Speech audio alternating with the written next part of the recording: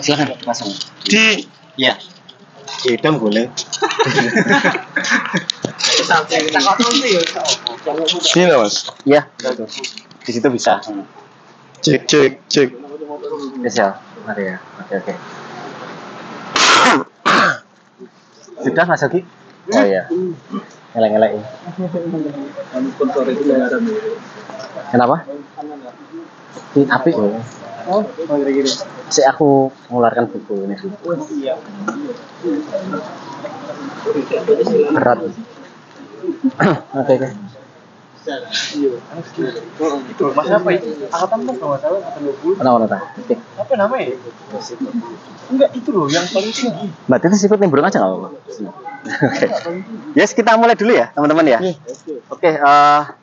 Assalamualaikum warahmatullahi wabarakatuh. Waalaikumsalam. Oke. Alhamdulillah kita bisa kumpul bareng di sini ya antara teman-teman KSB dengan teman-teman dari Diskresi yang pada sore hari ini kita itu pengen mendiskusikan soal nilai-nilai kesaktian Pancasila. Kebetulan kan kemarin di tanggal 1 Oktober kemarin itu kan memperingati Hari Kesaktian Pancasila. Nah, ini kita teman-teman KSB itu pengen belajar banyak nih dari teman-teman Diskresi yang itu fokusnya kan pengen membahas sejarah gitu ya. Nah, teman-teman KSB ini komunitas buku yang itu mendiskusikan banyak buku, apapun sebenarnya bukunya. Bisa fiksi atau non fiksi, yang mulai dari sastra, yang teen lit sampai ke yang komik misalkan, ya boleh-boleh juga, tidak ada masalah. Terus fiksi apapun, salah satunya kemarin kita juga sama teman-teman HMI ya waktu itu, kita diskusi soal pendidikan politik juga. Terus kita juga kadang-kadang apapun bebas intinya. Nah, itu sekilas soal KSB ya. KSB itu komunitas yang intinya kita pengen mendiskusikan banyak buku, mulai dari fiksi sampai non fiksi, apapun gitu ya. Nah, pada hari ini kita itu pengen mendiskusikan soal kesaktian Pancasila. Temanya kesaktian Pancasila, karena bukunya di sini itu bebas banyak apapun. Teman-teman boleh di sini mendiskusikan tema kesaktian Pancasila, menggali nilai-nilai Pancasila itu dari buku sejarah, fiksi ataupun non fiksi. Kan banyak ya di situ. Buku fiksi yang bertema sejarah banyak, kayak Pram itu mungkin yang paling terkenal ya kan. Terus kalau buku non fiksi ya pasti banyak, teman-teman di sini insya Allah banyak juga di sini ya. Nah, mekanismenya seperti apa nantinya ketika kita mendiskusikan ini ya. Pemantik di sini kan tugasnya cuma kayak mengarahkan diskusi agar sesuai dengan tema gitu kan. Tema diskusinya nilai-nilai Pancasila, maka nanti teman-teman di sini ingin mendiskusikan buku. Biasanya kita satu-satu biasanya gitu. Oh, dari siapa? Mas Ridho gimana? Dari buku apa? Buku apa yang ingin didiskusikan? Misalkan buku Managing Malaysia misalkan. Apa hubungannya Managing Malaysia sama Pancasila di situ? Bisa perbandingan, ya kan? Perbandingan nilai-nilai. Nilai Pancasila seperti apa, nilai Malaysia seperti apa. Berhubung Mas Ridho juga barusan dari Malaysia ya kan, nanti ada oleh-oleh di situ. Oleh-oleh cerita maksudnya. Nah, terus dari buku misalkan mungkin ada yang baca fiksi gitu ya, silakan. Nggak harus bukunya dibawa ya. Mungkin hasil bacaannya kemarin-kemarin gitu. Silakan dari situ. Oke, bisa dipahami ya dari sini ya. Nah, nggak apa-apa. Mungkin kalau ada yang mungkin mau ditanyakan langsung, didiskusikan langsung. Soal Mas nggak bingung Mas ya nanti kalau umpama bukunya terlalu nggak nyambung misalkan.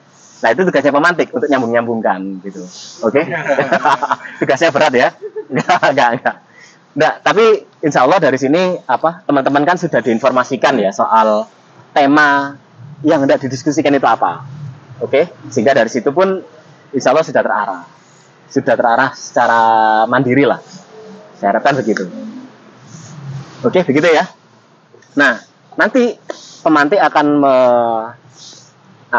menyampaikan diskusi bukunya pertama kali. Biasanya pemantik itu, saya baca buku ini Mas. Saya yang pahami dari buku ini tuh seperti ini. Nah, dari pemantik nanti kita tanya jawab.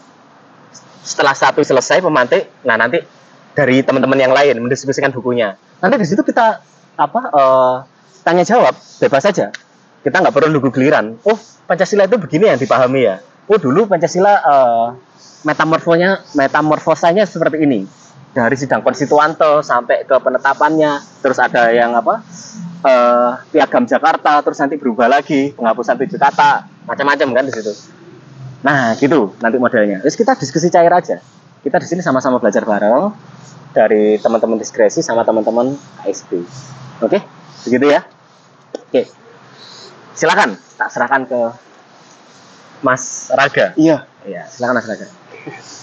Ya, terima kasih sebelumnya. Jadi perkenalan dulu aja. Oh iya, silakan. Ya, nama saya Raga Ramadhani. Saya dari UNESA seperti teman-teman sini. Jadi saya juga tergabung di diskresi sendiri. Dari sini langsung aja ya ke Mungkin perkenalan dulu aja diskresi itu apa gitu. Soalnya nanti di YouTube kan juga akan disiarkan juga nanti. Oh, ini lagi YouTube kan? Bukan live sih. Oh, bukan live. Bukan live ya. Jadi untuk diskresi sendiri ini adalah sebuah akronim. Ya, betul Mas Reza ya. Ya, diskusi, kreasi dan aksi ya. Untuk diskresi sendiri kegiatan yang sering dilakukan adalah penulisan sejarah biasanya di akun Instagram diskresi. Jadi akun Instagramnya diskresi ini jadi sebuah wadah untuk mahasiswa sejarah terutama yang punya kemauan untuk menulis itu langsung diupload di akun Instagram diskresi. Diskresi juga biasanya mengadakan terkait diskusi-diskusi. Terakhir kali diskusi yang diadakan itu sama Mas Rizky terkait Max Havelaar. Oh, Multatuli ya? Ya, Multatuli sendiri. Oke, terus. Jadi ya untuk lebih singkatnya kayak gitu sih diskresi. Oh, jadi lebih banyak ke ini ya, penulisan terus share ke Instagram. Iya. Atau ada apa? Saluran lain selain Instagram, Twitter atau YouTube atau apa? Gak ada. Belum ya, ya cuma Instagram masih ya. Di Instagram. Oh ya, enggak apa-apa. Berdiri sejak kapan ini? Mas Reza yang Oh, Reza. Oh, 2021 ya, pas zaman Covid itu ya. Iya, Oh, zaman Covid. Oke. Itu dari anak UNESA sendiri? Jadi dulu tuh awalnya gini Mas. Dulu kan anak-anak saya itu punya warung kopi sendiri. Oh, oke. Terus. Jadi sana itu sering kayak bertukar pikiran, kita diskusi terus kan kadang ada yang nggak nimbat tugas gitu. Oke. Terus mikirnya yang nih kalau nggak siap dalam suatu komunitas itu. Oke. Kayak gitu. Oke, mantap. Anak-anak warkop. Iya. Daripada diskusi sejarahnya ini ya apa? Nggak ada wadahnya gitu ya. Kan nggak hanya di kelas kan gitu ya. Soalnya anak cowok-cowok kan biasanya kalau di warkop ya diskusinya itu diskusi sejarah, keagamaan gitu ya. Nah, sekalian aja gitu ya. Ada jamnya sendiri. Rasani. Oke, silakan. Buku apa yang mau ini? Jadi untuk dari saya sendiri ini ada buku Membongkar Super Semar. Jadi yang seperti kita semua tahu secara umum kan ya, Pancasila ini sendiri adalah sebuah ideologi dari Indonesia kan. Oke. Yang hampir 2 kali mau digulingkan sebagai ideologi. Yang pertama itu DITI mau digantikan dengan ideologi Islamis. Yang kedua dan paling kontroversi itu adalah PKI. Mulai dari PKI Madiun 1948 sampai PKI 1965 DNID yang kemarin diperingati setiap tahunnya. Ya, jadi G30 PKI ini sendiri kan sejarah yang paling kontroversial. Kontroversial sampai ada beberapa versi untuk pelakunya. 9 sudut pandang kalau nggak salah. Mulai dari PKI-nya sendiri bahkan sampai Bung Karno sampai Pak Soeharto sendiri. Oke. Ya, jadi dalam buku ini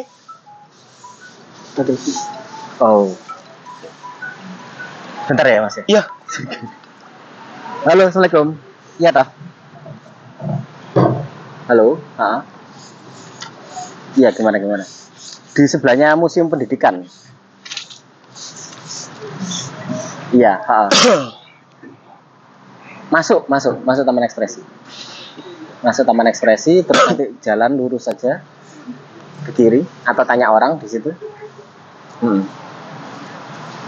Parkiran turun, ya, terus ke kiri, lurus saja nanti. Atau tanya orang nggak apa-apa. Putih, ya, putih. Masih lurus terus. Abu-abu itu kantin biasanya. Masih lurus sampai ketemu gedung warna putih, pojokannya.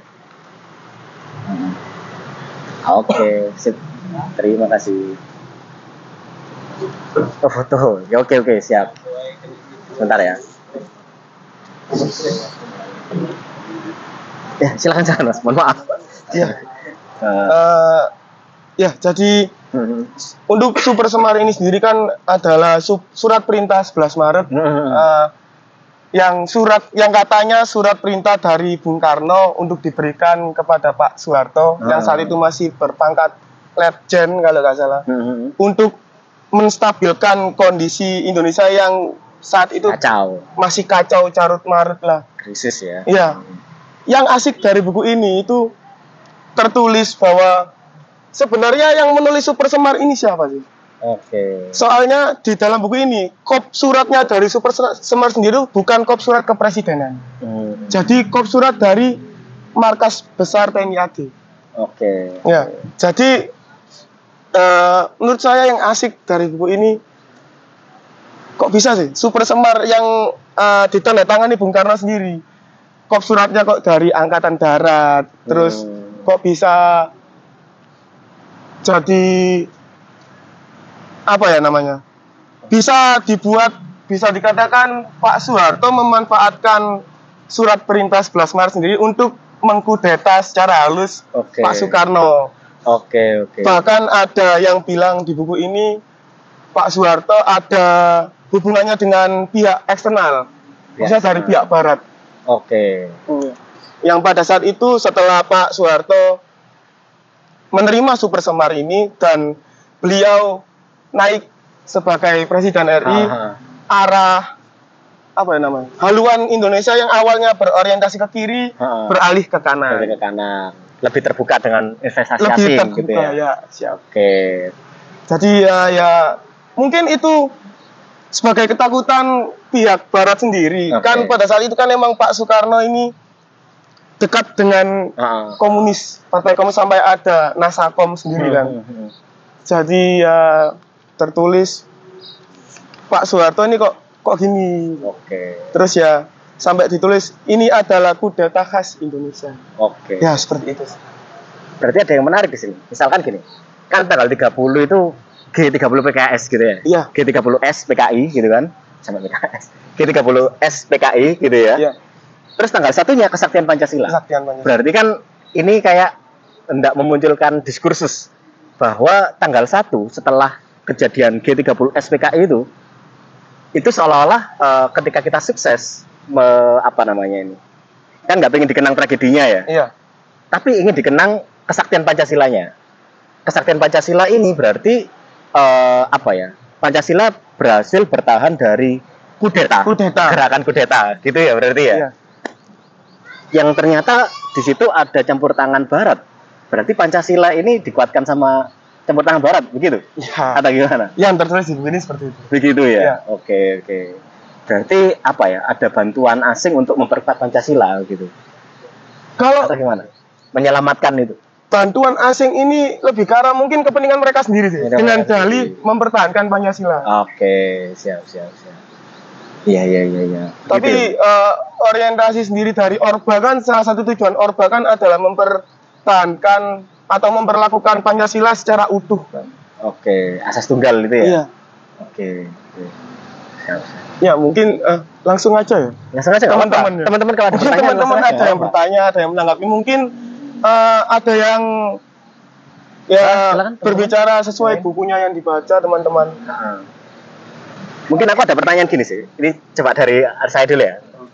Tadi kan dikatakan bahwa Pancasila itu ideologi. Tapi kalau saya pernah dengar dari Rocky Gerung, katanya Pancasila itu tidak memenuhi kadar-kadar akademik sebagai ideologi gitu. Nah, itu menurut Mas gimana?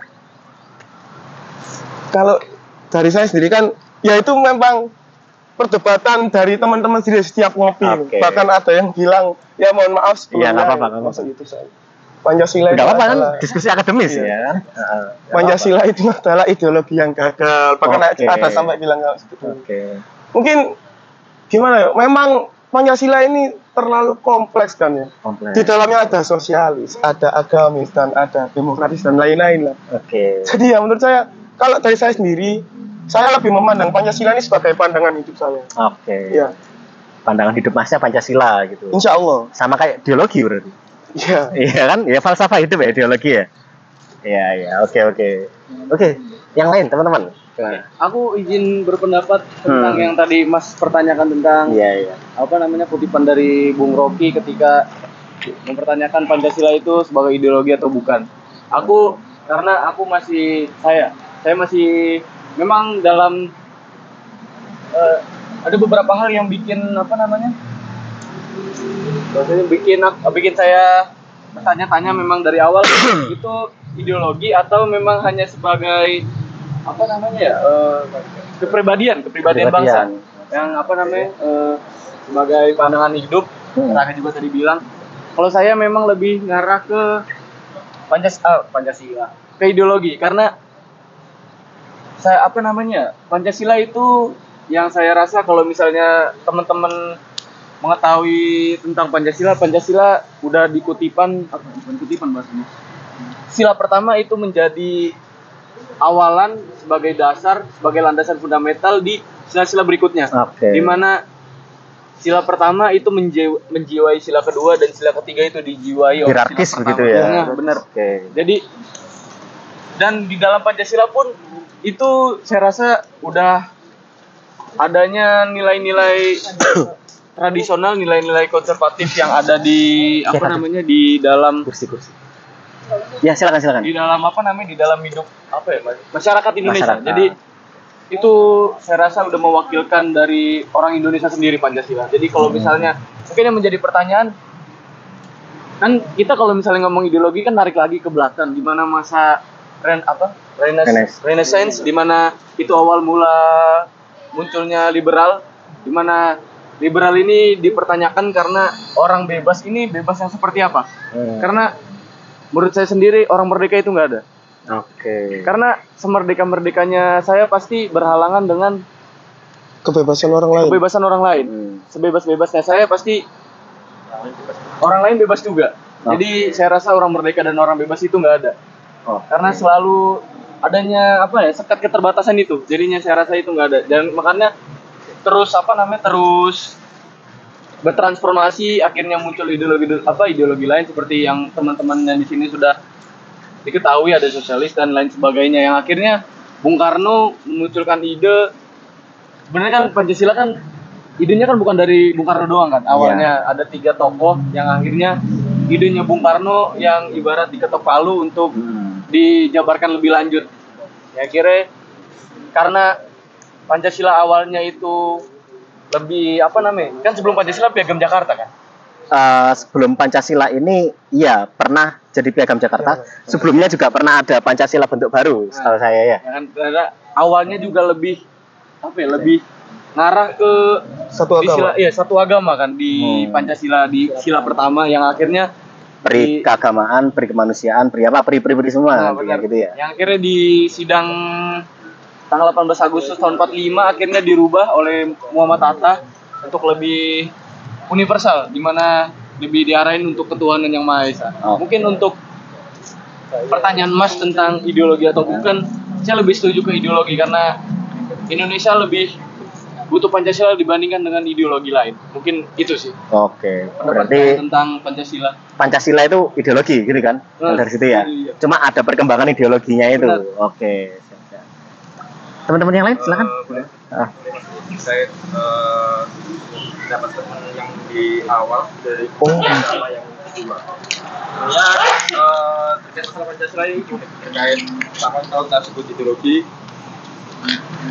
ideologi. Yang pertama itu uniknya apa? Kalau menurut saya pribadi ini adalah ciri khas. Kenapa kok bukan saya katakan ideologi? Karena kalau kita merujuk ke Rocky Gerung yang kemarin itu kan biasanya kan mendapat dari Prisma. Kemarin kebetulan di Surabaya dihadiri oleh direkturnya Prisma, majalah Prisma, yang dimana majalah Prisma menjelaskan bahwasannya Pancasila bukan sebagai ideologi itu juga Majalah Prisma tidak sendirian. Yang dimana di situ juga di belakang dari Majalah Prisma itu adalah BPIP yang bekerjasama dengan Majalah Prisma untuk membuat suatu jurnal ilmiah yang dimana apakah Pancasila selama ini itu sebagai ideologi ataupun ciri khas lain gitu loh. Nah, itu yang pertama. Jadi sudah dijawab oleh Majalah Prisma. Jadi Majalah Prisma tidak pesanan dari di luar pemerintah yang era sekarang. Ini juga hasil kerjasama ilmiah dengan Badan Penguatan Ideologi Pancasila. Iya. Kita tahu sendiri bahwasanya Badan Penguatan Ideologi Pancasila pengurusnya siapa saja kita tahu sendiri. Ya, nah, ini makanya Rocky Gerung mengemukakan di dalam, kalau nggak salah di ILC itu pertama kali diumumkan bahwasanya Pancasila bukan sebagai ideologi.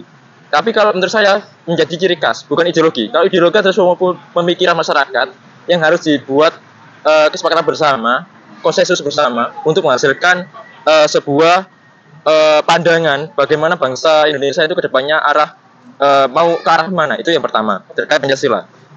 Yang kedua terkait masalah super semar. Ini kebetulan saya ada majalah Aktualita.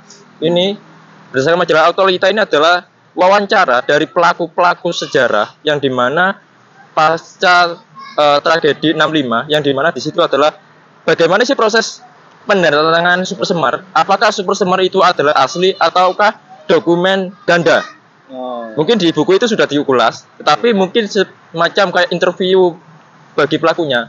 Mungkin itu hanya narasi. Tapi kalau ini adalah wawancara secara langsung. Kan berapa itu, Mas? Kalau nggak salah ini tidak ada tahunnya, hanya majalah biasa sih, majalah biasa. Tapi di sini kalau saya baca sekilas, ternyata di sini pertama yang dibahas stempel. Tadi dari pemantik kops kan. Nah ini stempel itu stempelnya juga ada yang mengatakan bahwasanya stempel itu bukan dari pihak istana. Harusnya kan pihak kepresidenan. Nah, ini stempelnya beda. Itu yang pertama. Yang kedua, pelaku-pelaku yang diwawancara ini pertama ajudan dari RI1. Yakni siapa yang diminta tanda tangan? Jaya Soekarno. Ini namanya Wilarjito.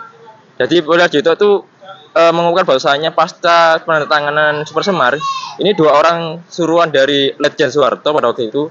Ini pertama nadanya biasa. Tapi kan berhubung pada waktu itu malam hari, kenapa kok nggak pagi hari waktu tantangannya? Alasannya terdesak. Nah, terdesak jangan besok aja. BK masih tidur. Mau nggak mau sekarang halam itu. Dengan nada tegas, tapi nada tegasnya ini todongan pistol. Ini dalam Aktualita ini. Oh, itu pengakuannya dari ajudannya BK. Namanya Wilarjito. Ada beberapa pendapat di sini masih hidup orangnya, termasuk Sukmawati Soekarno Putri.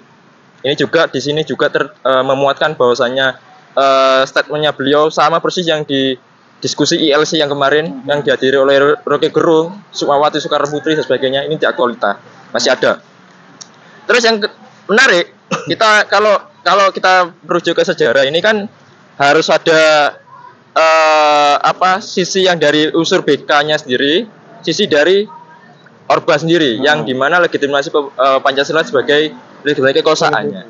Anehnya, ini kita berbicara di unsur di eranya Orba. Ini bukunya Kerakyatan yang dimana di dalamnya ini pasti memuat kekiri-kirian. Ada berapa ya? 1, 2, 3, 4 bab. Sosialisme kerakyatan, pembangunan kerakyatan, industri kerakyatan, ekonomi kerakyatan. Ini yang membuat Profesor Sarbini Sumawianata. Nah, Profesor Sarbini itu siapa? Yang dimana seorang ekonom yang di tahun 96 ini juga di tahun 66 ini juga beliau menjadi penasehatnya Jenderal Soeharto. Pada waktu itu bagaimana industrialisasi di Indonesia ini sangat masif. Kita meskipun membenci tanda kutip Tiongkok, tetapi kita membuka lebar-lebar kaum kapitalis. Yang dimana pada waktu itu era besar-besaran Jepang. Industri Jepang masuk ke Indonesia secara masif. Peristiwa malari itu. Nah, malari juga itu tipe. Akhirnya dari Profesor Sarbini mengungkapkan bahwasanya Indonesia itu harus memiliki kekuatan industri yang berdiri sendiri, berdikari lah. Kalau menurutnya Bung Karno itu. Nah, tetapi dalam bukunya beliau ini mengungkapkan bahwasanya ternyata Jenderal Sudarso tanda kutip, apakah dia di belakangnya tadi kalau kita merujuk ke buku yang awal, apakah di dalam pasca the Corps ataupun kudeta di tahun 65, tragedi puncaknya 65, apakah ini adalah pesanan dari tanda kutip intelijen barat ataukah proses terjadinya alami, ini masih kita perlu debatkan. Karena sampai hari ini, kemarin kebetulan di Surabaya juga saya menghadiri dari universitas yang mengadakan acara diskusi itu dari Universitas Ciputra Surabaya, yang diundang adalah Putri Mendiang Pak Sujatmoko. Nah, itu kebetulan Pak Sujatmoko ada mungkin dari Mas Raja nanti bisa di-share ke teman-teman websitenya, di mana dari keluarga Mendiang ini lagi berusaha mengumpulkan catatan-catatan tulisan tangan dari Pak Sujatmoko. Kita tahu sendiri Pak Sujatmoko itu siapa. Beliau adalah seorang aktivis di zamannya Orla. 5 orang yang dikirim ke Dewan PBB pada waktu itu, Haji Agus Salim, Sujatmoko, satu lagi Pak Sultan Syahrir, satu lagi siapa sih lupa itu. Ada 5 orang yang dimana memiliki kualitas yang kita tidak pungkiri satu sama lain. Nah, ini juga pernah ditanyai oleh para audien yang dimana di situ dihadiri oleh dosen PPKN dari Universitas Ciputra. Pak Sujatmoko ini pemikiran kita ketahui tokoh sosialis, tokoh kiri-kirian. Bagaimana pendapat Ibu sebagai Putri Mendiang melihat fenomena kita bentar lagi pada waktu itu sebelum Hari Kesaktian Pancasila pada waktu itu di bulan Agustus akhir kalau salah itu di SMA 2 Surabaya di dekat sini. Itu kebetulan bagaimana pendapat Ibu? Ternyata beliau menjelaskan bahwasanya sebenarnya kalau kita telaah dari tulisan-tulisan tangan Pak Sujatmoko ini memikirkan terkait masalah ekonomi bangsa kita. Selama ini ekonomi bangsa kita itu, makanya percaturan politik dunia itu kalau kita merujuk ke globalisasi, Indonesia ini adalah pertarungan catur seluruh dunia, baik itu blok barat maupun blok timur. Nah ini sebenarnya kesempatan emas. Nah maka dari itu tanda kutip ya, kita melihatnya bukan tanda kutip penyelewengan di tahun 48 sampai 65, tetapi kalau kita melihat hilirisasi, industrialisasi itu harusnya berdiri di tangan kaki kita sendiri. Ya, kalau kita merujuk ke Pancasila, sila kelima, keadilan sosial bagi seluruh rakyat ini, itu manifestasinya bagaimana? Itu kan harus jelas. Jangan sampai kita fokus terkait perbedaan sara, tetapi kita di itu alpa terkait kebijakan-kebijakan pemerintah saat ini. Mungkin di era saat ini kalau kita kaitkan dengan kontemporer. Dengan jiwa zaman pada waktu itu, Pak Sujatmoko sebenarnya sudah menulis di dalam tulisan-tulisannya beliau sampai sekarang masih alhamdulillah digitalisasi oleh putrinya Mendiang beliau, itu konsep-konsep Pancasila itu sudah tertuang di tokoh-tokoh sosialis. Itu sih menurut saya. Jadi ada 2 buku terkait aktualita ini adalah terkait masalah wawancara dari pelaku sejarah, terkait kerakyatan ini adalah konsep kerakyatan, dan di situ ada buku warna merah yang di apa itu? Yang mana? Buku warna. Lihat, ini di terakhir tuh kebetulan kalau kita kaitkan dengan dunia industri kita sekarang ini, mungkin nggak tahu sih. Nah, di terakhir itu ada bab terkait akhir tragedi. Dan di situ ada terjadi PRD, Partai Republik Demokratik. Itu juga, itu kebetulan dari keluarga Tionghoa, yang dimana ternyata, sebenarnya tanda kutip kita bukan membenarkan terkait peristiwa G30 SPKI, tetapi kalau kita kaitkan dengan sejarah, kalau kita kaitkan dengan disiplin ilmu yang lain, mungkin dari pandangan ekonomi ataupun politik, itu sebenarnya dari tokoh-tokoh sosialis itu sudah memikirkan bagaimana bangsa kita ke depannya. Itu sih. Dan terakhir, mungkin di era sekarang nggak tahu apakah Dinas Industri ataupun dari Kementerian Perindustrian Republik Indonesia apakah sudah masih menerbitkan buku yang di warna biru itu, yang dimana di dalamnya itu adalah nama-nama seluruh pengusaha yang ada di Jawa Timur. Kalau saya ini dapat dari cetakan kedua. Cetakan pertamanya di tahun 52 itu masih bahasa Indonesia, di tahun 1930 itu bahasa Belanda.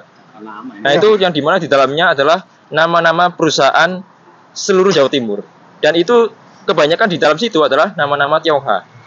Nah, saya masih berspekulasi, mungkin setelah tragedi 65 ataupun peristiwa terkait pembantaian XPKI, mungkin pemerintah melihat dari jatuh tertentu nama itu. Karena kita ketahui bahwasanya di tahun setelah 65, tragedi 65 itu akhirnya kan ada pembantaian besar-besaran nih SPKI. Nggak hanya tanda kutip orang-orang gelandangan, nggak ada itu aja, tapi kan yang disasar juga keluarga-keluarga Tionghoa kan juga. Kemungkinan dari daftar itu bisa dideteksi. Soalnya kalau dari pengakuan tanda kutip ya, ini juga kembali ke keluarga kami, keluarga Eyang Kung, saya juga tentara 45, yang dimana waktu pembantian setelah SPKI itu kalau di desa itu ditulisi kalau misalkan itu adalah keluarga ABRI, itu ditulisi Kakur, keluarga ABRI supaya apa? Tentara itu tidak menyasar di situ. Kalau tidak ada tulisan itu pasti kena tangkap, nggak tahu entah kemana. Itu pengakuan dari itu. Cuma itu aja sih dari diskusi pada sore hari ini. Mungkin dari teman-teman yang lain bisa menambahkan terkait itu. Terima kasih. Ya, katanya banyak buku baru akhirnya yang kita tahu. Oh iya. Pemantiknya kan kamu.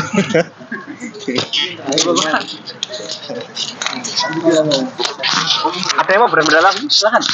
Mungkin aku izin untuk ngobrol juga kembali Apa? lagi terkait tentang kesaktian Pancasila, karena tema kita hari ini adalah kesaktian Pancasila yang dimuat dari buku non fiksi maupun fiksi ya, betul. Kalau kita mengupas lagi bagaimana Pancasila ini sangat sakti, ya emang Pancasila sangat sakti karena kita tadi udah ngobrol, contoh tadi Mas Lukman, Mas Raga, bahkan Mas Rifki tadi membayangkan bahwasanya Pancasila ini adalah sebuah pandangan yang jauh dari kata ideologi ya Mas. Jadi kalau kita tarik lagi sejarahnya, bagaimana beberapa founding father seperti Soekarno, Hatta, Syahrir dan lain sebagainya menguak bagaimana Pancasila ini dibuat, itu digali dari sejarah kita sendiri. Karena dari katanya mari kita bedah, Panca itu 5 yang seperti kita tahu, sila itu dasar. Namun ada catatan lagi bahwasanya dari kata syiila yang berarti batu, yang itu bisa kita asosiasikan sebagai dasar ya. Karena batu itu pasti ada di bawah. Sila itu bahasa Jawa. Iya. Sanskerta. Tapi itu diperhalus lagi menjadi bahasa Jawa. Kurang lebih seperti itu yang pendek pengetahuan saya yang ada di buku. Mohon maaf saya juga lupa bukunya apa. Nah, Pancasila itu terdapat 2 pandangan antara Hindu dengan Buddha. Pertama, kalau kita bilang Hindu, kalau menurut buku yang saya baca, Pancasila itu berdasar atas 5 pandangan orang-orang Hindu. Namanya itu Pancasrada. Panca itu 5, Rada itu kalau nggak salah tatanan hidup. Jadi di pandangan Hindu itu berawal dari lahir, jiwa lepas, kemudian bersatunya jiwa, terus ada karma pala namanya. Karma pala itu tentang perbuatan. Kemudian ada yang terakhir kalau nggak salah moksha tatawa, yang mana kehidupan itu nanti akan menuju ke kematian. Itu pandangan dari Hindu, namanya Pancasrada. Kemudian bergeser sedikit di Buddha, ada namanya 5 Samadhyani. 5 Samadhyani itu kalau nggak salah tidak berkata bohong, tidak mencuri, tidak mabuk, tidak membunuh, dan terakhir kalau nggak salah sependek pengetahuan saya tidak main perempuan. Yang itu nanti diadaptasi betul di Jawa namanya adalah Molimo, yang diadaptasi oleh Sunan-Sunan, kurang lebih seperti itu. Nah, kalau kita berkaca pada 30 SPKI sebagai bentuk peristiwa yang mengkhianati bangsa ini sendiri, kemudian di 1 Oktobernya kita merayakan kesaktian Pancasila seperti yang dikatakan oleh Mas, bahwasanya wah, Pancasila ini tetap utuh loh setelah serangkaian yang mencoba mengubah Pancasila, kurang lebih seperti itu. Namun pertanyaan saya cukup sederhana di sini. Pancasila digali atas nilai-nilai kebaikan, salah satunya adalah pandangan dari Buddha, tidak membunuh. Kenapa prakteknya seperti itu? 30S itu kita membunuh, kita melukai orang lain dan lain sebagainya. Satu catatan di sini yang menjadi pertanyaan saya, di 30 SPKI itu pasukan Cakrawirawa yang kita ketahui itu menyasari 6 jenderal, 1 perwira. Iya. Pasukan ini disuruh siapa itu masih tidak tahu. Namun yang paling mengerucut dari yang saya tahu, itu pasti tidak mungkin salah satu pasukan bergerak sendiri tanpa adanya jenderal. Sedangkan kekuasaan tertinggi di situ adalah jenderal, yang mana presiden sendiri waktu itu menetapkan konsensus bahwasanya kita adalah mohon maaf ngapunten, presiden adalah pemimpin tertinggi ya kalau nggak salah waktu itu. Yang ya betul, yang mana akan menjadi presiden selamanya. Nah, ini mungkin bisa kita kupas bareng-bareng. Bagaimana Pancasila itu dinodai di tanggal sebelumnya, dan juga bagaimana Cakrawirawa itu bisa bergerak sendiri, karena itu tidak mungkin sama sekali. Kurang lebih seperti itu. Mungkin ada yang bisa menyanggap ini. Monggo Mas Raka gimana? Mantek ya. Ya, mungkin di sini kan sudah dibilang di awal tadi kan. Emang ya benar, pasukan tidak akan bergerak sendiri kalau bukan atas dasar perintah dari atasan kan ya. Makanya kan Santai. Biasanya kalau umpama ngeblank dilempar. Mungkin teman-teman yang lain dari klub cari buku ada yang ingin berpendapat atas statement dari Mas Zaki. Ya, Mas Khalid gimana? Silakan. Saya nggak kenal ya orang ini. Iya. Tadi teman-teman udah bahas masalah Pancasilanya yang udah lengkap. Saya mungkin bahas masalah bagaimana kemudian Pancasila itu dijadikan pada 1 Oktober itu sebagai hari kesaktian. Nah, itu kan ada rentetan peristiwa G30 SPKI. Kalau kita kemudian melihat-lihat apa yang kemudian ditulis oleh Baskara, waktu itu beliau S3-nya di Amerika, orang Indonesia S3 Amerika, dan nulis, Baskara bilang begini, sebenarnya G30 SPKI itu adalah bukan rencana PKI yang kemudian ingin mengubah tatanan negara atau mengubah Pancasila. Waktu itu tarik lagi sebelum pada bulan September, waktu itu Bung Karno itu lagi gencar-gencarnya mengatakan ayo ganjang Malaysia. Artinya waktu itu Malaysia itu mencoba untuk merdeka dan membuat wilayah federasi bagian Kalimantan Utara itu masuk ke Malaysia. Akhirnya Soekarno itu mengatakan, ya Malaysia ini bonekanya Inggris. Kenapa? Ya ada 100.000 pasukan Gurkha di situ, di Kalimantan Utara. Akhirnya respon Soekarno itu waktu itu adalah ganjang Malaysia, yang kemudian mereka membentuk kayak pasukan volunteer gitu. Jadi tidak semua mereka dari angkatan darat yang kemudian menghadapi Gurkha di perbatasan. Ada juga yang dari sipil, diajarin perang dan lain sebagainya. Nah, permasalahannya adalah Soekarno mulai curiga dengan para perwira tinggi angkatan darat. Kenapa? Karena perwira tinggi angkatan darat ini kok perang berbulan-bulan gak ada hasilnya. Termasuk yang disemprot Bung Karno waktu itu Jenderal saya lupa, dia dari angkatan laut.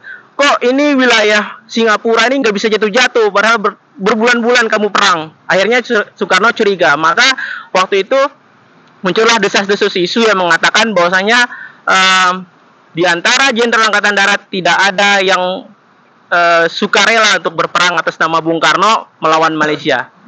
Itu isu yang berdesus.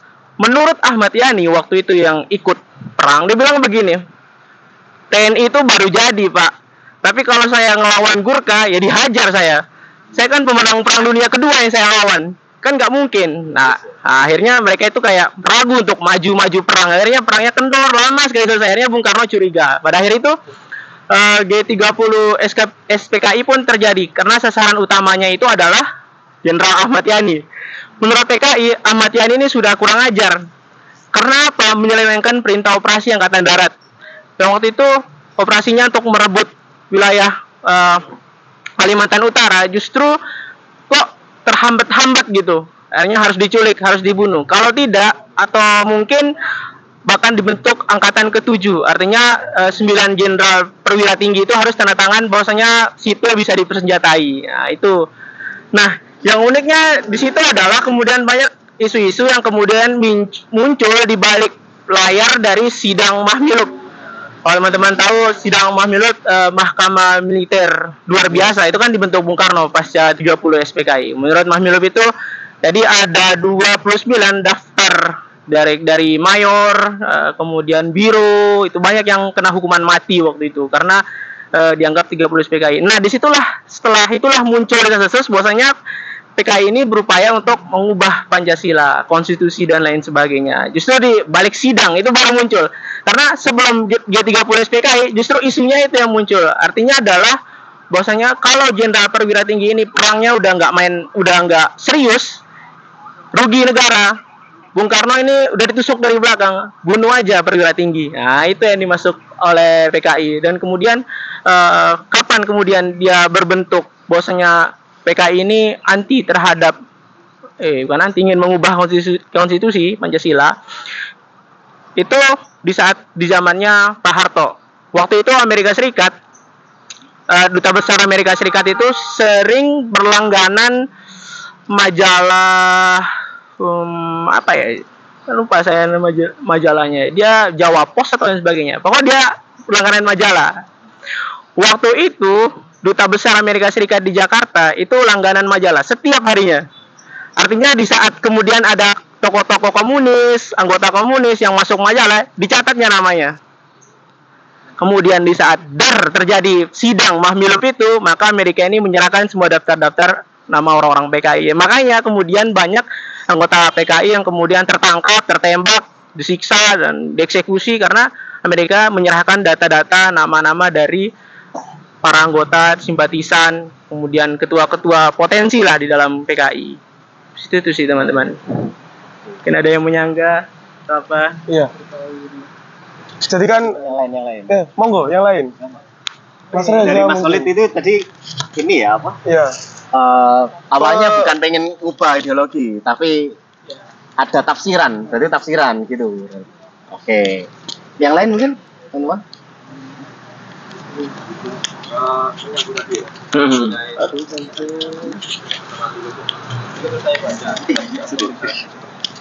Di mana Soeharto sengaja memberikan para jenderal di Pantai PKI. Ini kebetulan wartawan Tajuk mewawancarai Kolonel Al-Latif. Kolonel Al-Latif ini seseorang sebelum H-1, sebelum tragedi penculikan 6 jenderal 1 perwira. Yang dimana ini Pak Harto ini kebetulan kita merujuk bukunya sampai sekarang masih ada mungkin ya. SNI jilid 4, yang dimana SNI ini kan kita tahu sendiri bahasanya SNI ini kan kalau salah Menteri Pendidikannya kan dari Angkatan Darat kalau salah. Pak siapa sih lupa. Ini kan kebetulan menulis terkait Orba. Dan dalam Orbanya itu timnya namanya Marwati Junud dan Pak Nugroho Noto Susanto ini adalah salah satu pejabat penting di Angkatan Darat yang dimana menjadi tim perumusan SNI 1 sampai SNI 5 kalau salah itu. Nah, ini terkait masalah biro khusus yang dimana Kolonel Al-Latif adalah salah satu seorang ABRI yang dibina oleh biro khusus PKI. Tetapi pada waktu wartawan Tajuk mewawancarai Kolonel Al-Latif di LP Cipinang, beliau ditahan karena disangkut pautkan dengan tragedi 65. Ini beliau juga mengumumkan bahwasanya sebelum H-1 sebenarnya di telinganya Pak Harto itu sudah diberitahu oleh beliau. Mengapa kok Kolonel Al-Latif itu memberitahu ke Pak Harto? Pertama, melihat para Dewan Jenderal ini dikira Pak Harto itu loyal kepada Pak Karno. Namanya Pak Karno kan pimpinan tertinggi nih, sudah dibahas tadi, pimpinan tertinggi. Otomatis kan para ABRI dan institusi pemerintah yang di bawahnya pasti kan satu kesatuan. Ternyata di luar dugaan Pak Harto ini dikira loyal, ternyata bertolak belakang. Itu yang pertama. Yang kedua, terkait terkait waktu Mamilub, di sini ada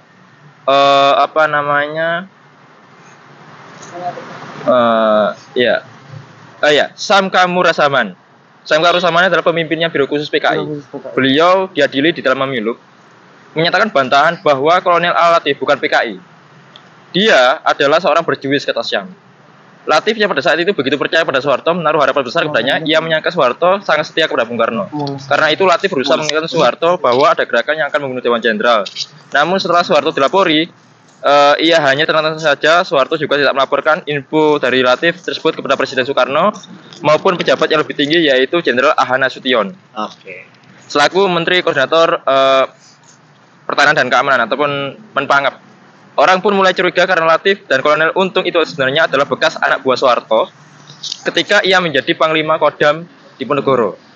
Bahkan Kolonel Untung disebut-sebut sebagai anak kesayangan Soeharto. Ini kan itu perlu kita teliti lagi. Ah. Dan ini ada juga wawancara dari majalah Tajuk. Benarkah Anda menemui Pak Harto sebelum peristiwa G30 SPKI? 2 hari, nah ini 2 hari, mungkin saya tadi Alfa. 2 hari sebelum G30 SPKI pada tanggal 28 September, saya datang ke rumah Pak Harto. Di sana ada Putin, mertuanya, semua sedang kumpul. Lalu saya salami mereka satu persatu. Saya tanyakan kepada Pak Harto soal Dewan Jenderal. Pak Harto bilang, oh ya, tadi anak buah saya dari Jogja. Bagio menanyakan soal Dewan Jenderal. Ya nanti saya cari informasinya. Setelah itu saya pulang ke rumah. Oh. Iya. Apa yang Anda ketahui tentang Dewan Jenderal? Dewan Jenderal akan mengadakan KUP. Itu makanya Suparjo, Untung, Latif bersama-sama akan melawan Dewan Jenderal yang akan mengkup Soekarno. Nah ini mungkin pikirannya bahwasanya Latif pada waktu itu, oh ternyata Pak Harto ini loyal lah, sama-sama loyal. Wong di situ kan kalau rapat, kalau kita telaah di film G30 SPKI pada waktu itu kan para Dewan Jenderal termasuk Pak Harto, termasuk Latif, termasuk Jenderal Ahmad Nasution itu kumpul di istana kan. Pak Karno yang di depannya itu pada waktu itu kan, ya bahwasanya itu juga pasca tragedi itu juga perlu kita ketahui bahwasanya ya tadi, apakah tanda kutip Orba itu adalah bentukan dari intelijen Amerika, karena kita tahu tadi bahwasanya orang Amerika itu yang terpampang muka-mukanya orang-orang tokoh sosialis itu dicatat. Ya, masih ada sangkut pautnya terkait masalah saya masih curiga terkait buku-buku yang dikeluarkan oleh pemerintah seperti kayak buku-buku pengusaha. Nah, ini kan setelah tragedi 65 ini kan banyak diculik-culik terkait masalah itu. Belum lagi kita berbicara kalau ada film yang G30 SPKI yang biasanya diputar di TV nasional, harusnya kita sebagai akademisi ini kan harus mencermati film lawannya. Nah, film lawannya ini ada 2 film Jagal sama film Senyap. Nah, apakah film Jagal ini kan juga menceritakan bahwasanya orang yang menculik SPKI ini diambil dari preman-preman yang dimana mungkin sekarang berafiliasi, ada ormasnya juga, kita tahu sendiri. Nah, ada ormasnya sampai sekarang masih ada, yang dimana ini kan berarti kesimpulannya bahwasanya kalau misalkan G30 SPKI adalah peristiwa berdarah di tahun 48 sama 65, di setelah 65 pasti juga peristiwa berdarah, dan lebih berdarah lagi karena itu tidak memandang bulu. Iya. Kalau sebut 48, 65 itu kan lawannya sudah jelas. Para angkatan darat, mungkin tokoh-tokoh Islam. Nah, tokoh-tokoh Islam kita perlu cermati. Kalau mungkin rekan-rekan kita bahwasanya kalau di suatu daerah itu kan nggak semua sih. Ya tidak semua orang-orang orang-orang tanda kutip ya Muslim kalau kita sebutkan itu adalah orang-orang kontra dengan PKI. Karena kita tahu sejarah itu kan, kita menjelaskan sejarah kan dari sebelumnya kan ada Syarikat Islam putih, Syarikat Islam merah, itu kan juga kita tahu itu juga Muslim kan itu. Kemarin kebetulan waktu G30 SPKI banyak di WA grup saya, di WA komunitas itu juga pengakuan Pak Endro Priyono juga diwawancara di podcastnya itu juga. Terus ada juga kalau kita kaitkan dengan era sekarang kontemporer, ya mungkin baru-baru ini Rempang itu, nah itu kan mungkin ya ada kaitannya sejarah itu terulang kembali. Dulu di tahun 65 seperti demikian, mungkin di era sekarang ya juga terjadi demikian, tapi dengan bungkus-bungkus kayak yang tidak ketahui selama ini. Cuma itu sih tambahan dari saya terkait masalah pendapatnya dari statement yang sebelumnya. Terima kasih. Saya itu pernah dengar peristiwa G30 SPKI itu sebenarnya masih rangkaian sama peristiwa Madiun di tahun 47 kalau nggak salah. Kan peristiwa Madiun kan pernah terjadi konflik antara orang-orang PKI dengan siapa ini namanya para kiai yang ada di Madiun situ. Tapi peristiwa ini sempat tertunda karena waktu itu ada agresi militer, ya kan, ada agresi militer. Karena ini tertunda, luka ini masih masih ada, borok ini masih ada, tapi nggak pernah dibuka, nggak ada dibuka lagi. Akhirnya dendam di bawah ini masih ada, konflik antara orang agamis gitu ya, sama orang-orang PKI, karena pernah ada konflik sebelumnya itu. Nah itu gimana kira-kira? Itu sejarah itu gimana? Ada kaitannya apa enggak sebenarnya? Kalau saya pribadi kan selama ini kan juga obrolan ini kan sensitif. Makanya kalau di dalam diskusi kami, diskusi pribadi bukan di Gresi ya, tapi di luar sana.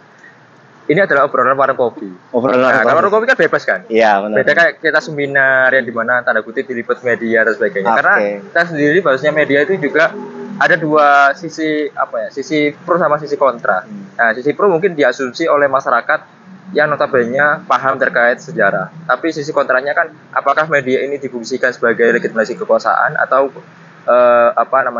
dikonsumsi pribadi gitu loh.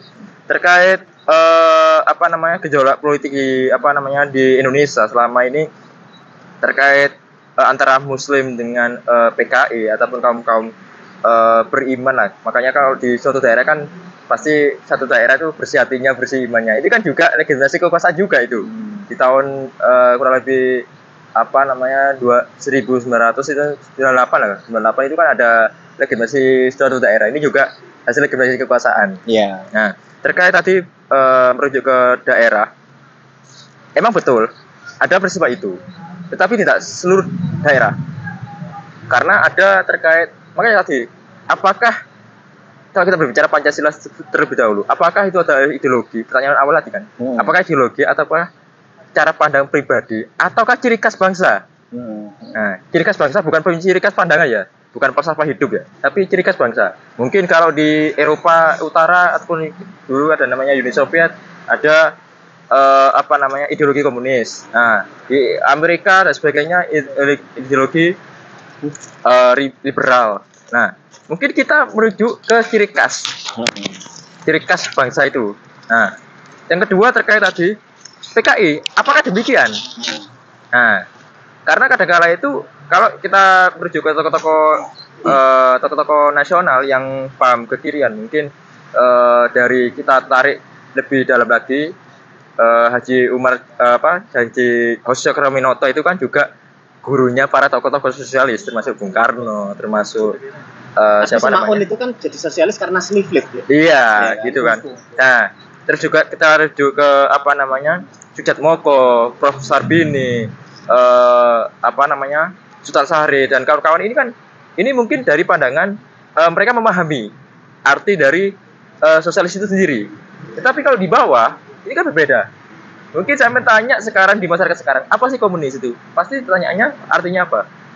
Tidak percaya adanya Tuhan. Punya agama. Nah, tidak percaya dari suatu agama. Padahal dari arti komunis itu sendiri harus kita cermati bahwasanya itu adalah pandangan seseorang yang dimana itu juga merujuk ke suatu ideologi tertentu lah gitu. Jadi kan ini salah besar. Makanya di dalam bawah itu gejolaknya sangat luar biasa. Kalau kita merujuk ke orang-orang sosialis itu, saya pernah wawancara itu, bagaimana sih konsepnya orang-orang sosialis ataupun orang kiri itu? Orang sosialis ternyata itu seperti kayak bara api membara. Nah, kalau bara api membara itu maksudnya apa ya? Bukan bara api, sekam dalam api. Nah, di atas itu enggak ada apinya, tapi di bawah itu ada api yang suatu saat kalau itu disulut, ya pasti tersulut. Nah, ini perlu kita cermati. Mungkin dari teman-teman politik nanti bisa membahas terkait masalah itu sendiri. Jadi, yang pernah saya wawancara itu, tapi kalau di suatu daerah itu pernah terjadi, tetapi tidak seluruh bagian. Karena kemarin ada video podcast juga yang dimana di zaman Orba itu. Kenapa kok Orba itu bisa bertahan 32 tahun? Karena mereka juga membayar ulama-ulama, tanda kutip ya. Ini 2.000 orang loh se-Jawa Timur. Setiap bulan presiden itu memberikan semacam bantuan. Malah ini juga ketua PW, ketua wilayah Jawa Timur pada waktu itu. Jadi cuma disuruh beliaunya mengumpulkan satu tempat, anggaran dari pusat turun ke ulama-ulama itu. Yang dimana beliau mengumpulkan satu, makanya Pak Harto bisa bertahan sampai 32 tahun. Itu adalah yang menjaga ya itu tadi. Apakah itu menjaga dalam kutip, kalau bahasa saya itu bahasa politis ya, dikondisikan, sengaja dikondisikan, atau itu adalah emang betul-betul menjaga stabilitas tadi, supaya marwah Pancasila itu supaya ada gitu loh.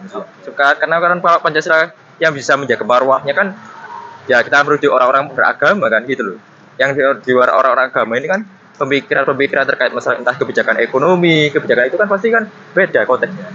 Nah, itu sih terkait peristiwa di Madiun, betul terkait masalah di atas nggak ada masalah, tapi di bawah statement terkait masalah apa ya, salah kaprah lah ya, salah kaprah. Akhirnya kan kalau kamu nggak nyembah Tuhan, berarti kan kamu ateis, berarti kan kamu komunis. Padahal komunis sendiri itu bukan sebagai apa ya, pandangan agama, tapi satu pandangan pemikiran lah. Gitu. Yang lain mungkin teman-teman ada nggak yang mau tanya kan? Mungkin kalau kembali lagi ke kesaktian Pancasila ya Mas ya. Iya ya. Pancasila ini kan sebagai konsep dasar. Jadi kalau Indonesia yang seluas ini dengan sumber daya alam, ya kita tahu sendiri kan, keren banget kan sumber daya alamnya Indonesia.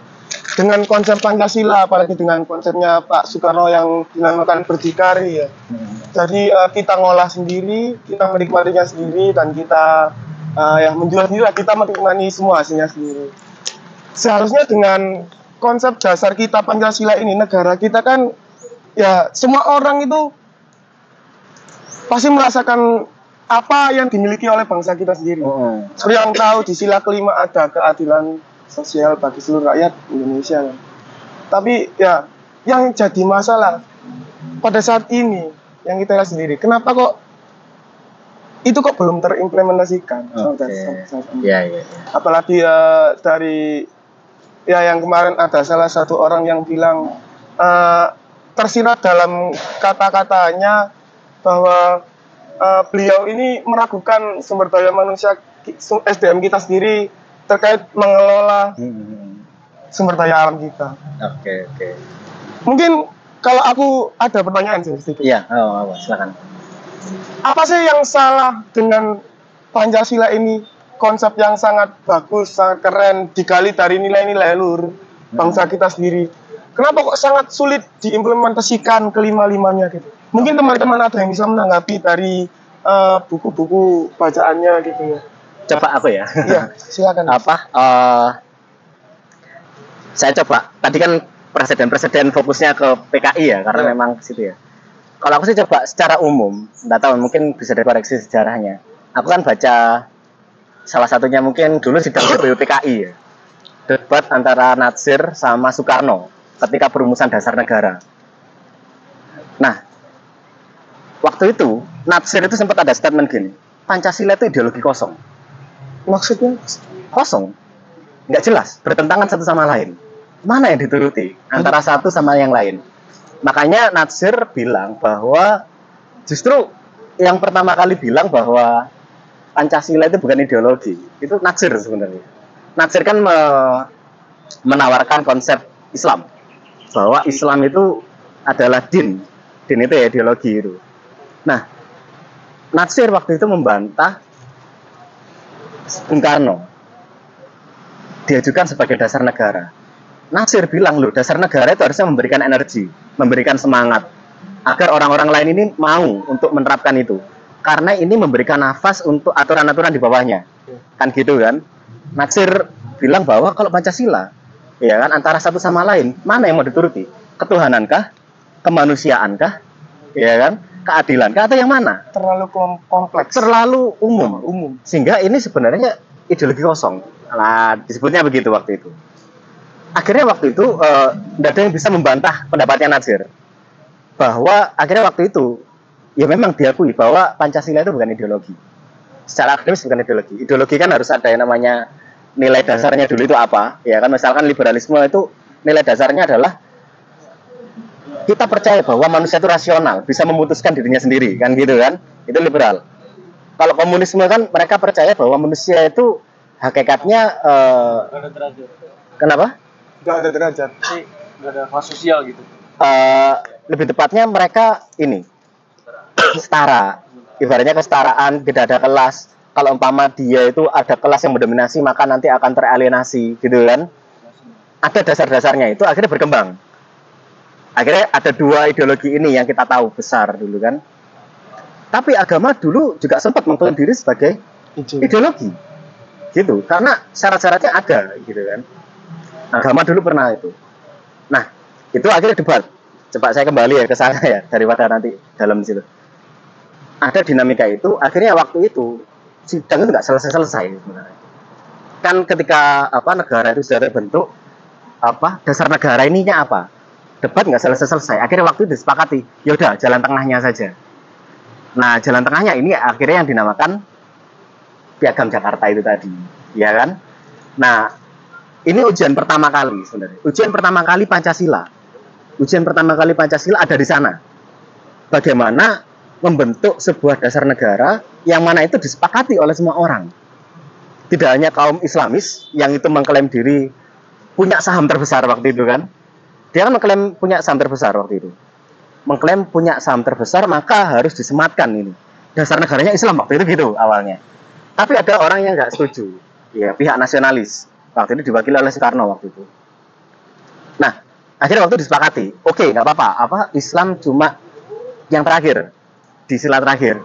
Kewajiban menjalankan syariat Islam bagi pemeluk-pemeluknya. Nah, itu kan. Terus di suatu peristiwa Hatta itu didodok sama orang, namanya siapa ya? Maramis ya. Maramis mengaku membawa suara-suara dari Indonesia Timur, yang itu mayoritas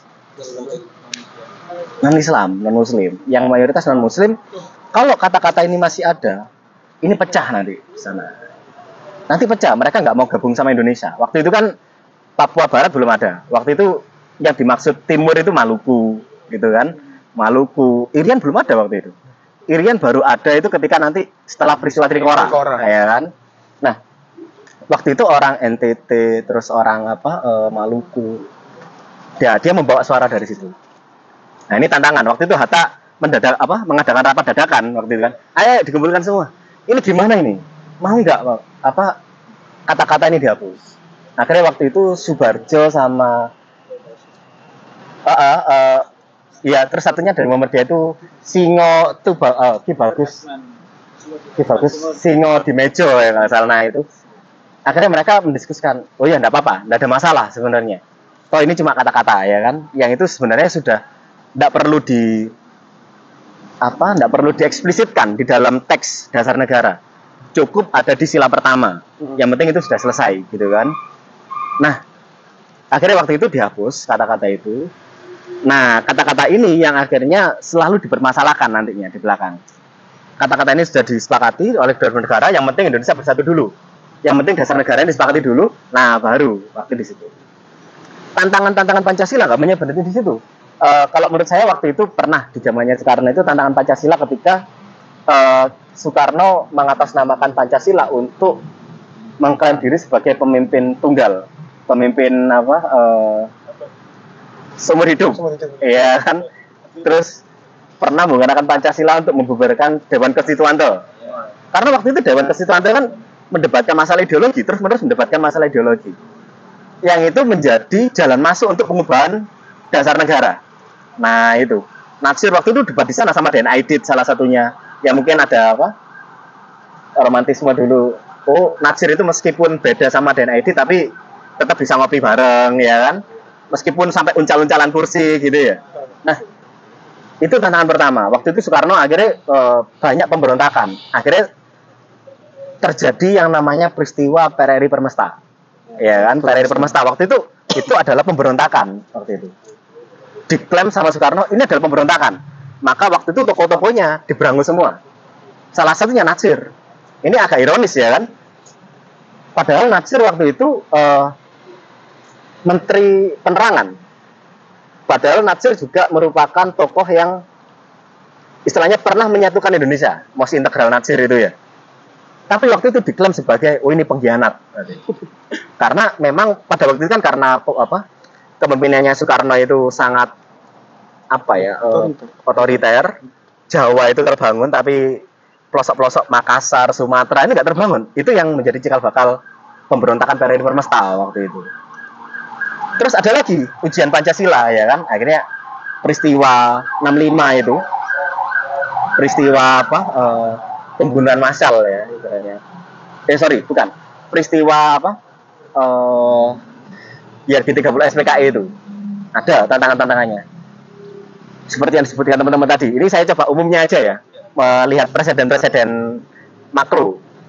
Terus habis itu di zamannya Soeharto, Pancasila digunakan untuk untuk memukul musuh-musuh politiknya lewat Pancasila sebagai asas tunggal. Nah, kan gitu. Akhirnya kalau dari sini kan kita bisa melihat sebenarnya penerapan Pancasila ini punya banyak tantangan. Bisa diterapkan semena-mena. Kadang diterapkan untuk gerakan ultranasionalis gitu ya. Kadang digunakan untuk gerakan kepentingan politik pemimpin semata. Nah, akhirnya dari sini waktu itu ketika saya mikir tema ini tuh mikirnya gitu. Ini kesaktian Pancasila itu di mana? Lah kan gitu. Karena menurut dari sejarahnya, ini pernah dibantah sama Sinajur. Pancasila ini ideologi kosong sebenarnya. Terus kalau umpama di zaman sekarang ini, Rocky Gerung bilang Pancasila itu bukan ideologi. Kalau secara akademis, nah seperti yang diterangkan teman-teman. Nah akhirnya ini menarik untuk didiskusikan. Pancasila ini kesaktiannya di mana? Ini pertanyaan mendasarnya kan dari tema kali ini. Kok bisa kita itu kan sampai pernah waktu itu saya ingat kata-katanya si siapa ini? Salim Said, Profesor Salim Said, tahu ya? Profesor Salim Said itu pernah berbincang-bincang sama rekannya di Amerika gitu ya. Gimana? Apa negaramu bisa maju? Gitu.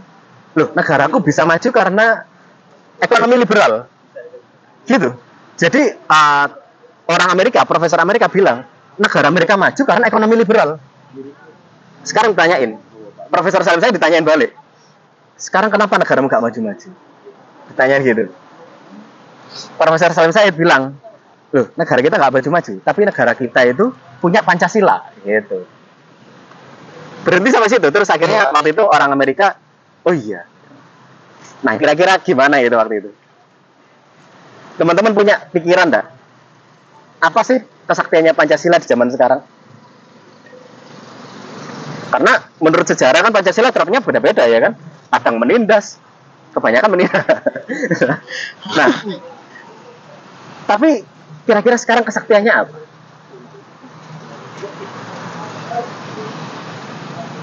Balik ke pertanyaan tema. Kalau saya sih itu dikaitkan dengan demografi.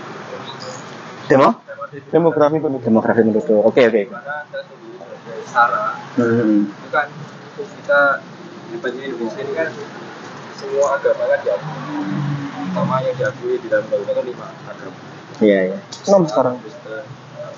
Aliran kepercayaan. Dan ada lagi kalau misalnya kemarin waktu di awal registrasi Pak Jokowi juga sempat ada wacana terkait pengajuan terhadap kepercayaan.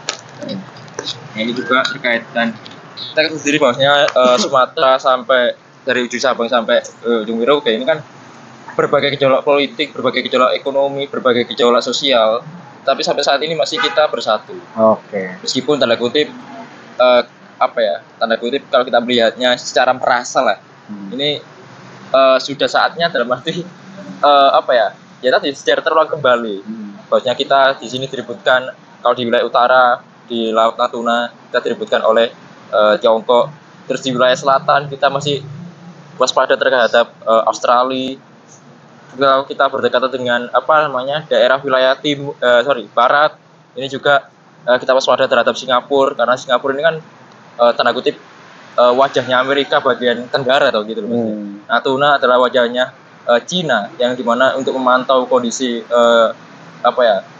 kondisi politik atau stabilitas politik yang ada di Indonesia ini. Terus di wilayah selatan kita dipantau oleh Australia. Secara langsung ini kita juga sudah secara terulang kembali. Kalau dulu kan kita waktu sebelum 45 kita perang fisik kan sudah bermain kan. Kalau kita berbicara sejarah, ya ini kita kadang-kala lupa kita fokus terhadap kekuasaan yang ditinggi, tapi kita pandang dari kalau kami menyebutnya rakyat jelantah ini nggak pernah direken. Sejarah rakyat jelantah ini benar-benar kita peduli terkait hal-hal bisa usah mulu lah terkait kuliner, sejarah kuliner. Nah, itu kan kadang-kadang kita apa di situ. Terus yang kedua tadi kalau kita dasarnya Pancasila. Terus saya sih terhadap demografi ini sampai saat ini meskipun seluruh negara sudah memikirkan, mungkin kita ketahui sendiri kemarin itu kan kita sekarang masih disibukkan dengan hal-hal pesta demokrasi. Padahal di Eropa sama Amerika sekarang itu lagi bagaimana kita itu pemikiran itu lebih jauh ke depan daripada negara-negara Asia gitu loh. Contohnya kemarin ada pertemuan 3 owner besar di kalau salah di New York kalau itu di Manhattan itu yang dimana dihadiri oleh Bill Gates bersama stafnya, terus Mark Zuckerberg bersama stafnya, satu lagi Elon Musk bersama stafnya. Ini mereka sudah berpikir terkait masalah ini. Tapi kalau di negara kita kan sampai saat ini kan masih bergejolak terkait agraria, terkait pesta demokrasi. Belum pernah memikirkan bagaimana negara kita besoknya itu berkembang sangat pesat loh. Katanya kita cita-cita kita 2045 adalah negara Indonesia Mas. Ya kan? Ya, kalau misalnya negara agak masuk atau pasti kan dari sekarang sudah dipupuk kan. Tapi sampai saat ini masih berkutat masalah agraria, terkait pesta demokrasi, terkait hal-hal yang sudah klasik menurut saya itu. Ya ini perlu kita cermati.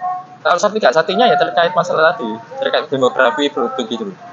Karena kalau kita sendiri bahwasanya kalau kita berbicara sejarah Pancasila itu bukan Pancasila digagas di tanggal 1 Juni 45 ya. Tapi kalau kita merujuk ke klasiknya, itu sebenarnya konsep itu sudah dipergunakan leluhur kita masing-masing. Intinya apa? Kalau kita merujuk ke Singosari ada konsep Dewi Pantara. Madya Dewi Pantara, penyatuan satu kesatuan. Dilanjutkan lagi oleh Majapahit adalah Tanhana Rubeda Bhinneka Tunggal Ika.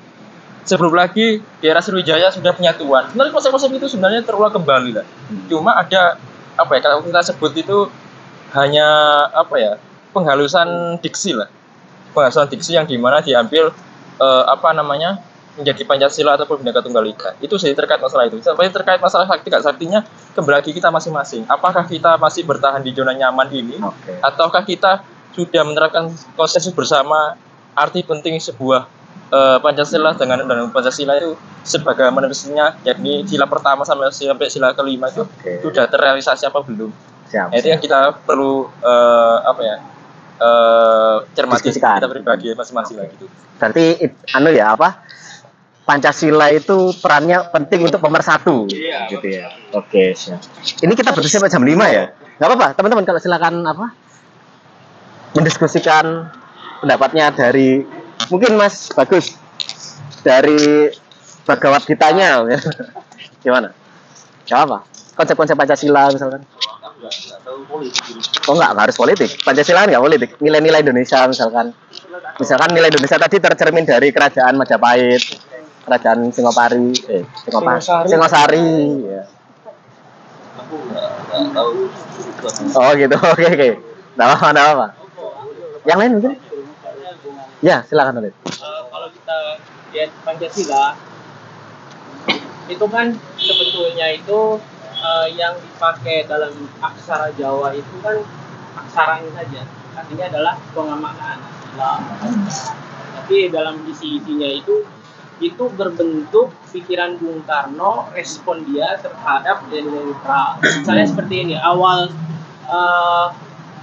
kemudian di awal politik etis misalnya, itu kan pendidikan di pribumi kan naik. Dia lapangan Belanda dengan bermodalkan bahasa Belanda, dia udah mengakses globalisme. Nah, yang menarik adalah redaksi Pancasila yang kemudian ditulis hari ini itu tidak pernah disebutkan oleh Bung Karno seperti itu di saat di depan Parlemen Amerika Serikat. Waktu itu ditayangkan di Antara. Dia bilang itu ada demokratis, social justice, humanisme. Nah, artinya adalah ada seorang penulis Barat yang bilang begini, hanya sosok Bung Karno lah yang bisa memahami apakah makna dari Pancasila itu. Bagi kami komunis sama liberal nggak bisa bersatu, apalagi yang Muslim nggak akan bisa disatukan. Maka ditulislah oleh Bung Karno itu risalah-risalahnya yang kemudian ditulis di bawah bendera revolusi. Dia bilang begini, loh kenapa kalian orang Islam? Sebetulnya Islam itu kan pada sejatinya menolak yang namanya riba dan perbankan. Apakah kalian tidak bisa sejalan dengan komunisme yang anti terhadap sistem bank yang liberal? Nah itu kenapa kalian tidak bisa berjuang bersama-sama? Itu yang dimaksud oleh Bung Karno dalam dalam bendera, di bawah bendera revolusi. Artinya banyak apa istilahnya itu yang bisa menghubungkan itu adalah diakui bahwa Bung Karno sendiri. Nah kemudian kalau masalah ekonomi dan lain sebagainya sudah terbukti, bahkan di dalam pertemuan Harvard misalnya ada sesi yang mengatakan why the communist doesn't work. Kenapa sih komunis itu tidak bisa bekerja dengan baik? Itu dibahas di Harvard. Dia mengatakan dan bla bla sebagainya, standar kehidupan yang masyarakat harus penuhi. Misalnya saya punya HP Oppo misalnya, terus teman saya itu iPhone, dan teman saya itu nggak boleh pakai iPhone dengan yang saya semuanya sama. Artinya komunisme itu sudah melanggar hak asasi mereka, dan itu pun telah dibuktikan. Berapa negara yang kemudian dia beralih pada liberalisme? Kenapa? Karena ekonomi dunia itu harus terintegrasi dengan global, World Trade Organization dan lain sebagainya. Pasti dia itu kemudian harus membuat sistem-sistem pasar bebas. Bahkan Vietnam loh yang dikatakan sebagai negara yang komunisme, kemudian pada akhirnya melepas diri membuka dengan pasar bebas. Maka dia disebut dengan Vietnam New Era, zaman Doi revolusi. Itu dia mengatakan ya sudah, kalau misalnya saya komunis tapi saya tidak makmur, ya sudah mari kita liberal. Itu juga yang terjadi di Cina. Dan itu kalau misalnya kita buka sejarah gerakan diplomasi Henry Kissinger, orang Amerika Serikat, dia bilang begini, dulu Deng Xiaoping itu orang komunis paten, bahkan dia itu jual senjata Soekarno, tapi sekarang dia mau berpegang tangan dengan Amerika Serikat, masuk bersama-sama bergabung gitu. Artinya semuanya berintegrasi. Maka itulah yang kemudian pada akhirnya ditulis di tulisan akhirnya bahwasanya liberalisme itu sudah menang di dunia. Nah kemudian kalau kita kembali ke Indonesia, di Indonesia ini udah ada yang namanya koperasi. Koperasi itu kan paham ya, semuanya itu simpan pinjam. Anggaplah ini koperasi, semua orang koperasi, Mas Ali punya utang, kita itu semuanya ngumpul uang buat bayar utang Mas Ali. Nah, itu yang akhirnya orang itu kayak tidak tertarik dengan koperasi. Kenapa saya harus membayar Mas Ali gitu? Nah, akhirnya koperasi itu kurang minat. Belum lagi kemudian persyaratan-persyaratan yang harus berintegrasi ke ekonomi global.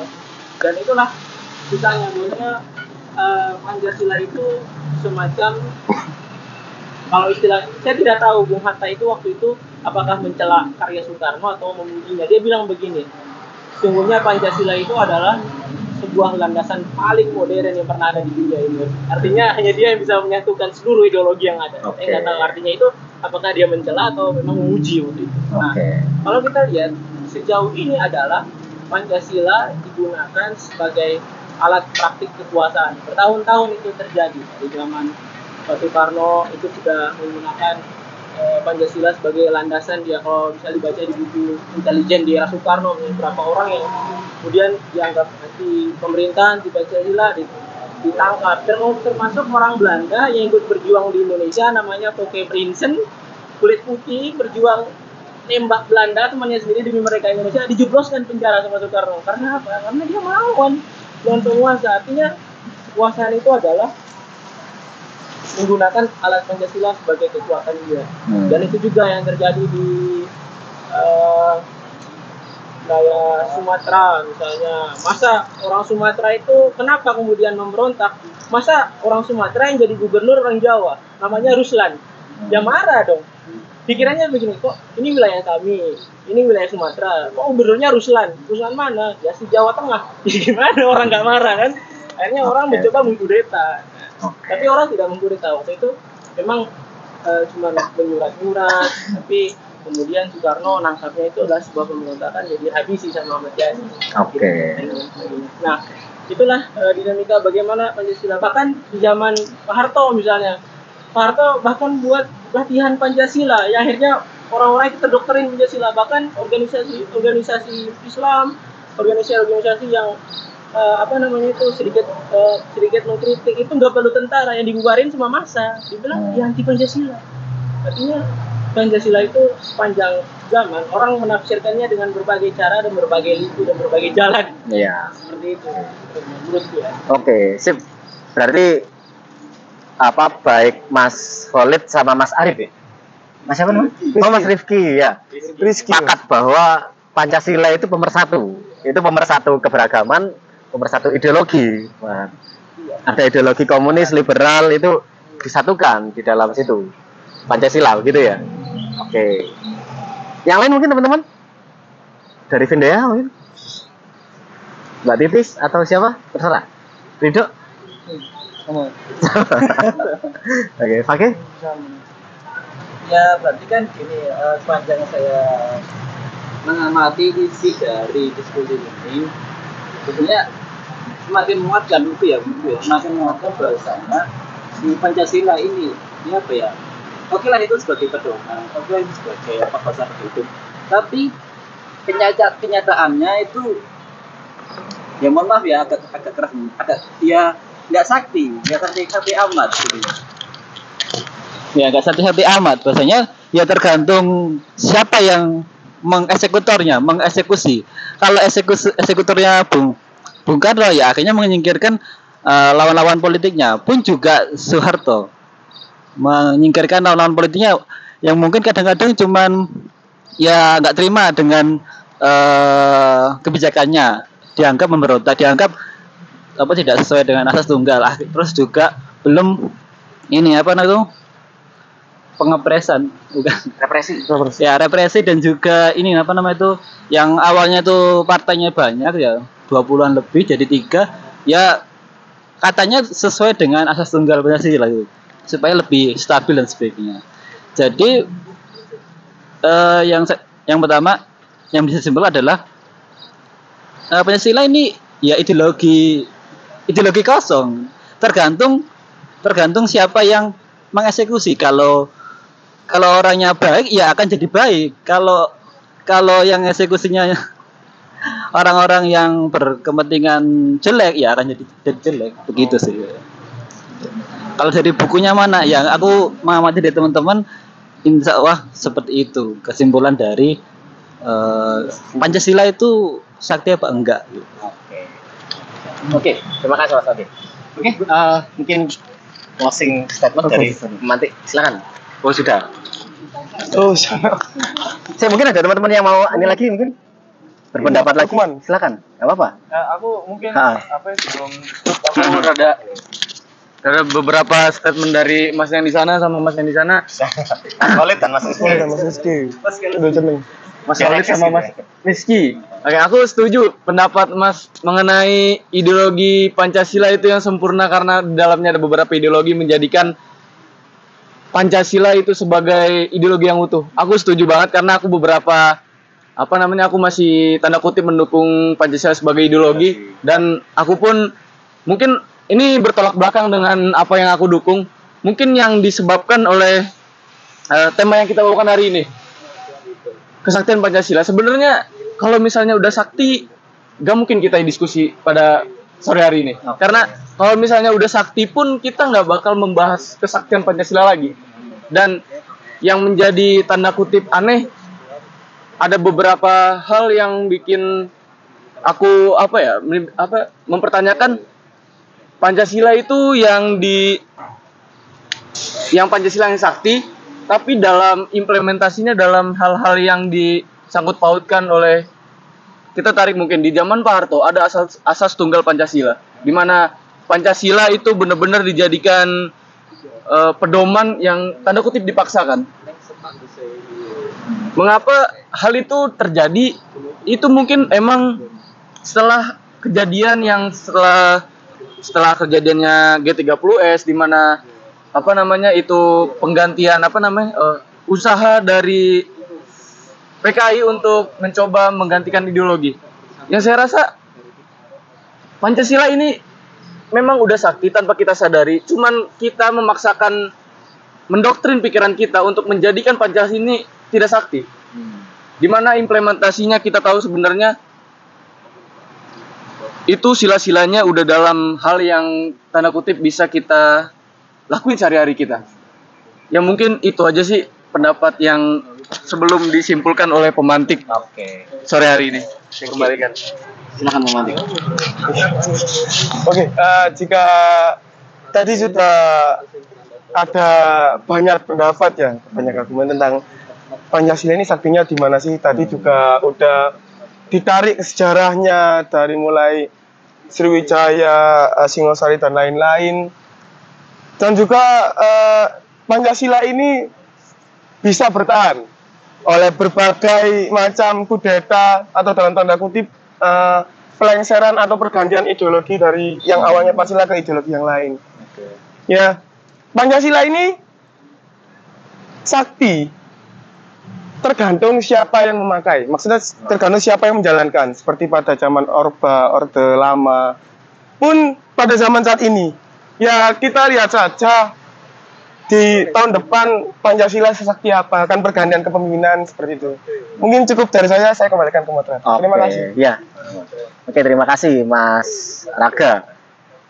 Dari sini akhirnya kita ini ya, ada yang sepakat Pancasila sebagai ideologi, ada yang tidak sepakat, terus cuma intinya kita tahu itu masih perdebatan ya nanti ya. Gak apa-apa, bisa dipelajari aja. Apakah Pancasila itu ideologi atau bukan? Nah nanti gak apa-apa, itu bisa diserahkan masing-masing. Cuma di sini kita akhirnya sepakat bahwa Pancasila itu mempersatukan, gitu kan? Mempersatukan bangsa, mempersatukan pikiran, mempersatukan gerak, gitu. Memang ada peristiwa-peristiwa di mana Pancasila itu dijadikan alat, gitu kan? Pancasila bukan lagi wadah, tapi Pancasila itu merupakan alat, kan berbeda. Pancasila dijadikan alat untuk melanggengkan kepentingan-kepentingan segolongan orang saja, penguasa saja.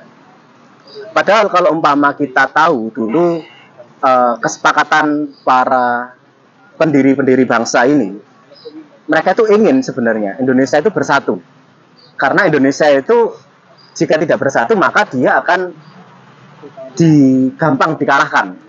Gampang dikalahkan, tidak akan mampu mencapai tujuan mensejahterakan dan mencerdaskan bangsa. Kan begitu. Contoh misalkan seperti Amerika. Ini saya ambil studi kasus perbandingan Indonesia Amerika ya. Ini bukan berarti akhirnya glorifikasi Indonesia, enggak ya. Tapi Amerika itu negara besar. Tapi Amerika tidak bisa mempersatukan. Makanya dikasih negara federal. Masing-masing negara bagiannya itu punya konstitusi sendiri. Ya kan? Enggak tahu, ini silakan dikoreksi anak HI ya mungkin, silakan. Tapi Amerika itu berbeda-beda. Oh, ada negara bagian ini mengesahkan apa? LGBT misalkan. Ada yang negara ini itu melarang sama sekali. Ada yang di sini itu mampu mengadopsi nilai-nilai komunis. Ada juga yang lain yang enggak. Nah, kelemahannya negara bagian itu tidak ada kesatuan. Ya, tidak ada kesatuan. Tapi di Indonesia ini mampu mempersatukan negara yang luas, dipisahkan oleh banyak lautan gitu kan. Bangsanya berbeda-beda, tapi masih satu. Nah, ini sebenarnya yang menjadi kesaktian dari Pancasila itu tadi. Kita itu bangsa Indonesia berbeda-beda, tapi disatukan oleh satu nilai. Nilai apa ya? Nilai Pancasila. Tinggal bagaimana sekarang penerapannya. Kan sekarang kita juga lihat ya, banyak orang-orang yang ini tidak Pancasilais. Bahkan ada salah satu pejabat yang itu bilang, Sumatera itu kurang Pancasilais kan gitu kan waktu itu. Ngikutin enggak? Nggak ngikutin ya? Ada pejabat yang bilang seperti itu. Itu saking apanya sama Pancasila. Nah, berarti kan di sini ada yang salah sama PPKN-nya. Nah, kan gitu kan. Kan PPKN itu kan diajari Pancasila ya. Dari SD sampai ke SMA. Bahkan kuliah diajarin PPKN kan? Iya. Nah, tapi kenapa kok kita itu masih belum sepenuhnya menggali Pancasila secara filosofis dari forum-forum seperti ini ya kan?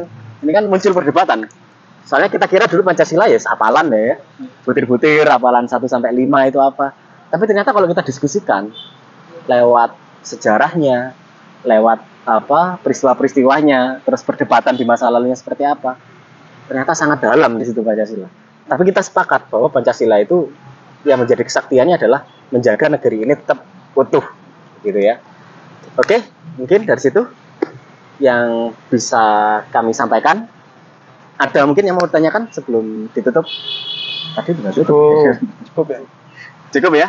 Oke, cukup. Tadi juga sebenarnya sudah ditutup ya. Ya udah, nggak apa-apa. Terima kasih buat teman-teman atas diskusinya yang sangat seru pada hari ini.